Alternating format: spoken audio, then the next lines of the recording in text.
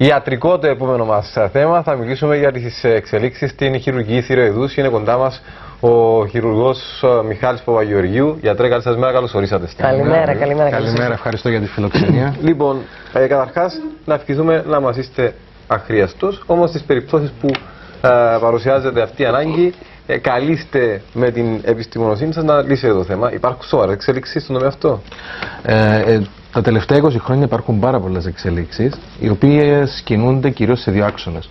Ο πρώτος άξονας είναι να γίνουν όσο το δυνατόν πιο ασφαλείς οι επεμβάσεις του θηροειδούς, και ο δεύτερος άξονας είναι να γίνουν όσο το δυνατόν αισθητικά καλύτερες.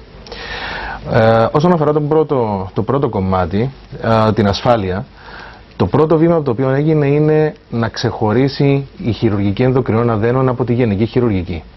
Δημιουργήθηκε η εξειδίκευση της χειρουργικής ενδοκρινών αδένων, όπου πλέον ο γιατρός μπορεί να αναπτύξει το αντικείμενό του, να ερευνήσει καινούριους δρόμους και όπως επίσης να εκπαιδεύσει και νέους συναδέλφους επάνω στο αντικείμενο, οι οποίοι θα αναλάβουν τη σκητάλη για το μέλλον. Το δεύτερο το οποίο έχει γίνει όσον αφορά το θέμα ασφάλειας της χειρουργικής του θηροειδούς είναι η εφαρμογή της τεχνολογίας. Η τεχνολογία έχει μπει στη ζωή μας παντού, έτσι και στη χειρουργική. Εμφανιστήκαν διάφορες τεχνολογικές καινοτομίες οι οποίες κάνουν τη χειρουργική του θηροειδούς ακόμα πιο ασφαλή. Να αναφέρουμε απλά δύο από αυτές. Η πρώτη είναι ότι πλέον υπάρχουν μηχανήματα τα οποία μπορούμε να ανιχνεύσουμε τα νεύρα τα οποία ανευρώνουν τις φωνητικές μας χορδές και τα οποία βρισκόντουσαν σε κίνδυνο κατά τη διάρκεια του χειρουργείου και εξαρτώνταν η επιβίωσή τους από την εμπειρία του χειρουργού και μόνο. Τώρα πια έχουμε μηχανήματα τα οποία μπορούμε να δούμε το νεύρο, να τα βρούμε ακριβώς, να βρούμε την πορεία τους και έτσι να τα διαφυλάξουμε. Άρα αυξάνεται η ασφάλεια αυτών των επεμβάσεων.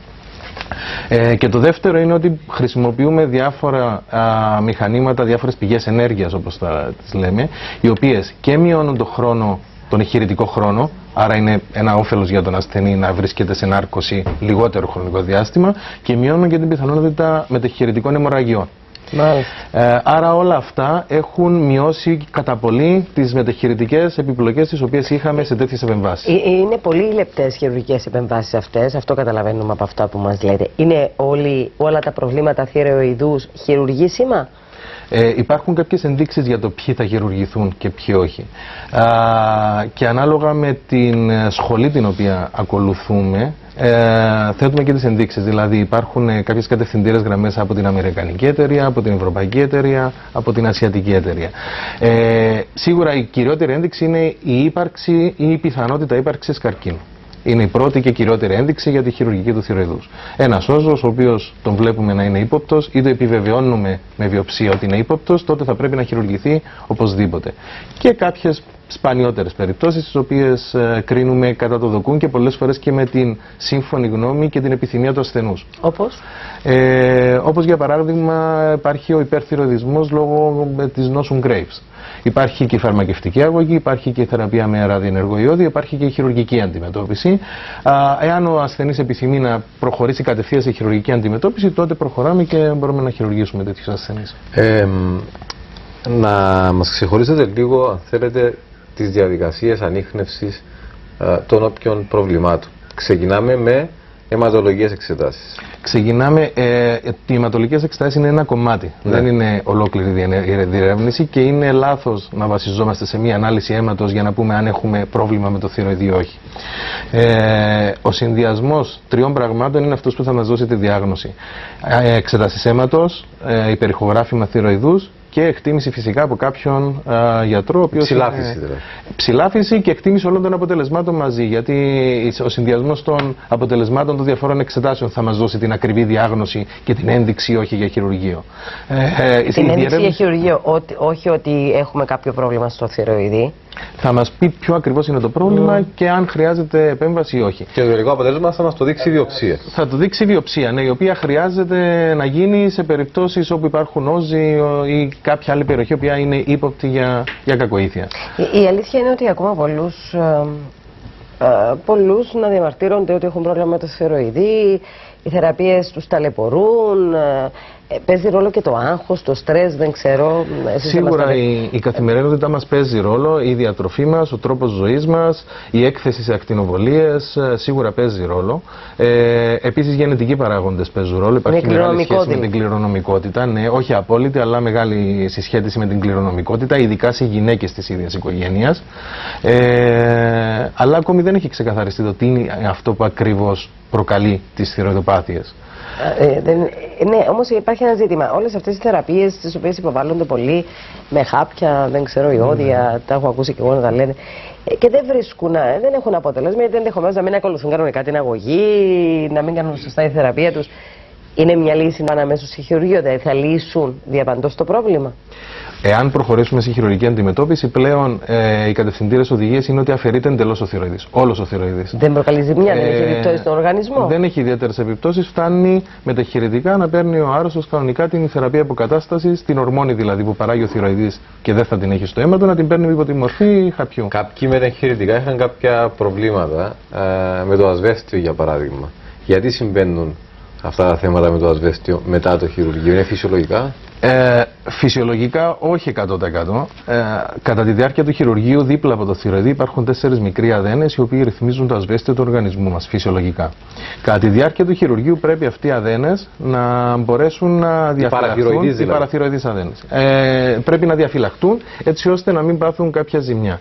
Κατά τη διάρκεια του χειρουργείου, ειδικά σε μεγάλα εργώδη χειρουργία, μπορεί να υπάρξει μια παροδική δυσλειτουργία των παραθυροειδών και να χρειαστεί το άτομο για κάποιο μικρό χρονικό διάστημα μετά το χειρουργείο να παίρνει ασβέστιο. Έτσι ώστε να αναλάβουν οι παραθυροειδείς του και να επανέλθει στα φυσιολογικά και γίνεται διακοπή σταδιακή του ασβεστίου πλέον. Αυτές οι νέες μεθόδοι που μας είπατε είναι στο πλαίσιο της ρομποτικής? Ναι, αυτό είναι το δεύτερο κομμάτι που είπαμε. Ναι, είναι το δεύτερο κομμάτι των εξελίξεων που είναι στο θέμα της αισθητικής. Παλιότερα ξεκινούσαμε με μεγάλες τομές, δίκην κολάρου στο λαιμό. Βλέπουμε εδώ στην εικόνα τη θέση ακριβώς του θηροειδούς, γιατί πολλές φορές μας ρωτάνε κάτω από τη γνάθα, από το σαγόνι, ότι είναι ο θηροειδής ή δεξιά-αριστερά. Ο θηροειδής είναι ακριβώς κάτω από εκείνο που λέμε το μήλο. Λοιπόν, τα παλιότερα χρόνια υπήρχαν μεγάλες τομές, πάρα πολύ μεγάλες τομές και δημιουργούσαν αισθητικό πρόβλημα, ειδικά αφού οι θηροειδοπάθειες εμφανίζονται σε γυναίκες και πολλές φορές νεαρής ηλικίας. Κυρίως σε γυναίκες. Είναι η αναλογία περίπου, στατιστικά είναι 3/1 γυναίκες προς άντρες. Οπότε υπήρχε αυτό το πρόβλημα. Τώρα τα τελευταία χρόνια προσπαθήσαμε καταρχήν με την εξειδίκευση και την εμπειρία μας να μειώσουμε όσο δυνατόν την έκταση της τομής και φτάσαμε σε ένα όριο που δεν μπορούσαμε να την κατεβάσουμε άλλο. Τότε μπήκαμε σε νέες τεχνικές, οι οποίες η μία είναι αυτή που βλέπουμε τώρα στην εικόνα, όπου βλέπετε πώς ήταν η παλιά τομή με το πορτοκαλί χρώμα. Βλέπουμε την πράσινη τομή, η οποία είναι οι καινούργιες τομές που κάνουμε και μπορούμε να κάνουμε ακόμα πιο μικρές τομές στο λαιμό με μια τιμή VAT, μια πιο εξειδικευμένη τεχνική, όπου με μια τομή περίπου γύρω στα 2 εκατοστά βάζουμε μέσα στο λαιμό κάμερα και δουλεύουμε από έξω από το λαιμό ουσιαστικά με το χέρι. Δεν είναι ρομποτικά. Κατευθύνεται. Ναι. Και μπήκαμε τώρα την τελευταία 5 ετία περίπου, από το 2007 ξεκίνησε, η ρομποτική χειρουργική στο θηροειδή, η οποία μας εξυπηρετεί σε περιπτώσεις όπου μπαίνουμε από μακρισμένες θέσεις, χωρίς τομές δηλαδή στο λαιμό. Από μασχάλι. Ακριβώς.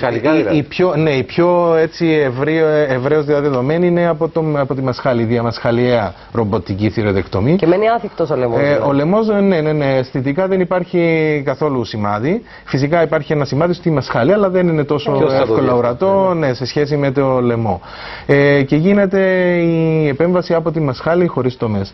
Φυσικά υπάρχουν πάρα πολλοί περιορισμοί, υπάρχουν συγκεκριμένες ενδείξεις για το ποια άτομα μπορούν να υποβληθούν σε αυτή την επέμβαση. Είναι επέμβαση η οποία ανακαλύφθηκε το 2007 στην Κορέα. Γιατί δεν μπορούν όλοι να υποβληθούν σε αυτή την επέμβαση? Υπάρχουν κάποιοι περιορισμοί όσον αφορά το σωματότυπο του ασθενούς, τον όγκο του θηροειδή, πόσο μεγάλος δηλαδή είναι ο όγκος του θηροειδή, και φυσικά σε περιπτώσεις καρκίνου, άμα ο καρκίνος είναι πάνω από 2,5 με 3 εκατοστά, τότε θεωρείται αντένδειξη. Να ρωτήσω κάτι ακραίο. Ναι. Μου γεννήθηκε τώρα αυτή η απορία. Ναι. Οι γυναίκες που έχουν τοποθετήσει σιλικόνη, διότι είναι το βλέπουμε καθημερινά, διαμασχαλικά, Μπορούν να χειρουργηθούν. Μπορεί να γίνει, ναι, παρακάμπτουμε το μόσχευμα και μπορεί να γίνει αυτό το χειρουργείο. Έχουν περιγραφεί κάποιες περιπτώσεις. Δηλαδή μπορεί να σπάσει και το. Να μας πει ο ιατρός. Υπάρχει πιθανότητα, σίγουρα. Ο κίνδυνος υπάρχει σίγουρα, αλλά πρέπει να το ξέρουμε. Να ρωτήσουμε κάτι τελευταίο. Ναι. Μετά τη. Εδώ βλέπουμε πώς είναι, εδώ βλέπουμε πώς είναι η ρομποτική θηροειδεκτομή, πώς γίνεται. Όλα αυτοί οι βραχίονες που βλέπετε έχουν στην άκρη τους λεπτά εργαλεία, τα οποία εισέρχονται από τη μασχάλη, φτάνουν μέχρι την περιοχή του θηροειδούς του λαιμού και κάπου αλλού υπάρχει μια κονσόλα πάνω στην οποία κάθεται ο χειρουργός. Ο χειρουργός δεν ακουμπάει καθόλου το πεδίο. Όπως τον Gallery Room που έχουμε εμείς. Ναι, είναι περίπου σαν ηλεκτρονικό παιχνίδι τηλεόρασης. Από μακριά με χειριστήρια ελέγχει το ρομπότ. Μάλιστα. Μια τελευταία ερώτηση τώρα. Κοστίζει ακριβά αυτή η επέμβαση, γιατί ενδιαφέρει. Προς το παρόν, παρόλο ότι στην Κύπρο έχουμε τα ρομπότ, κοστίζουν αρκετά. Υπάρχει σχεδόν διπλασιασμός του κόστους λόγω ακριβώς του καινούργιου, της καινοτομίας και της τεχνολογίας.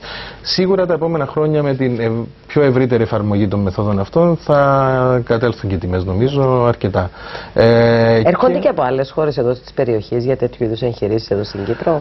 Ακόμη όχι, δεν έρχονται. Είναι συγκεκριμένα τα κέντρα στα οποία γίνεται σε όλο τον κόσμο. Γίνεται σε κάποια κέντρα στην Κορέα όπου ανακαλύφθηκε και η μέθοδος, στην Αμερική και στο Στρασβούργο όπου είναι το κέντρο λαπαροσκοπικής και ελάχιστα επεμβατικής χειρουργικής. Στην Κύπρο χειρουργικής. δεν έχει φτάσει ακόμα η τεχνολογία. Στην Κύπρο ετοιμαζόμαστε να την γι' αυτό ρωτάω. Εγώ νόμιζα ότι είχε φτάσει και στην Κύπρο. Ετοιμαζόμαστε να το ξεκινήσουμε. Έχουμε ήδη κάνει τις πρώτες επαφές και θα κάνουμε έτσι κάτι σαν ημερίδα στο μέλλον, στο οποίο θα ενημερώσουμε και το κοινό και να ενημερωθούν τις εταιρείες και να φέρουμε και κάποιους διακεκριμένους, ίσως και τον πατέρα της μεθόδου θα δούμε. Ο οποίος από πού είναι? Από την Νότιο Κορέα. Από την Νότιο Κορέα. Ναι, ένας εξαιρετικός κύριος, καθηγητής, ο οποίος αφιέρωσε τη ζωή του για να κάνει αυτό το πράγμα. Εξαιρετικό. Ωραία. Αναμένουμε και είμαστε σίγουροι ότι θα γίνει κέντρο εδώ της περιοχής, αν εγκατασταθεί αυτό το μηχανήμα. Αν εκμεταλλευτούμε σωστά αυτή την ευκαιρία για την εξέλιξη της τεχνολογίας. Είναι ένα παράθυρο το οποίο μπορούμε να εκμεταλλευτούμε σίγουρα ως χώρο. Ευχαριστούμε πάρα πολύ. Εγώ ευχαριστώ. Καλή σας μέρα. Είδες εξελίξεις που φέρνει η ιατρική καθημερινά. Φτάνουν να υπάρχουν τα μέσα και οι διαδικασίες να εκμεταλλευόμαστε ακριβώς αυτή την εξέλιξη. Έτσι είναι ακριβώς και είναι και αυτή η προσπάθεια, γιατί το έχουμε ακούσει πολλές φορές να λένε οι πολιτικοί ότι η Κύπρος πρέπει να γίνει